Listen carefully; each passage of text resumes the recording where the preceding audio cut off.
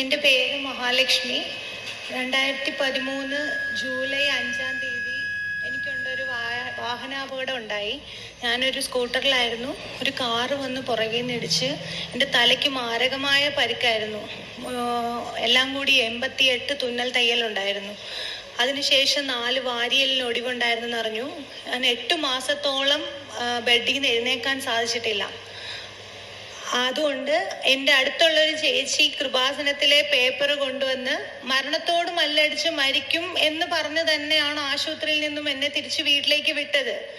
ഈ കൃപാസനം പത്രം കൊണ്ടുവച്ച് എൻ്റെ തലേൻ്റെ കീഴിൽ വെച്ചിട്ട് മരണത്തിൽ നിന്നും ഞാൻ അത്ഭുതകരമായാണ് രക്ഷപ്പെട്ടത്. ഈ പേപ്പറിന്റെ ഒറ്റ ബലത്താൽ, ഈ അമ്മയുടെ ഒറ്റ സഹായത്താലാണ് ഞാൻ ഇന്നിവിടെ ഈ ജീവനോടെ നിന്ന് സാക്ഷ്യം പറയുന്നത്. സാക്ഷ്യം പറഞ്ഞുകൊള്ളാം എന്ന് പറഞ്ഞ് നേർന്നത് കൊണ്ട് മാത്രമാണ് എനിക്ക് ജീവൻ തിരിച്ചു കിട്ടിയതെന്ന് ഞാൻ വിശ്വസിക്കുന്നു. പിന്നെ ഇപ്പോൾ ഞാൻ ഈ ഞായറാഴ്ച, ഞാനൊരു നേഴ്സാണ്. ഞാൻ പരീക്ഷയ്ക്ക് പോകുന്ന വഴിക്കാണ് അപകടം ഉണ്ടായത്. 3 വർഷത്തിന് ശേഷം നാളെ 4-ാം വർഷം തികയുകയാണ്. അപകടം ഉണ്ടായി. ഞാൻ ഈ ആഴ്ച ഒരു ഇന്റർവ്യൂവിന് പോവുകയാണ്.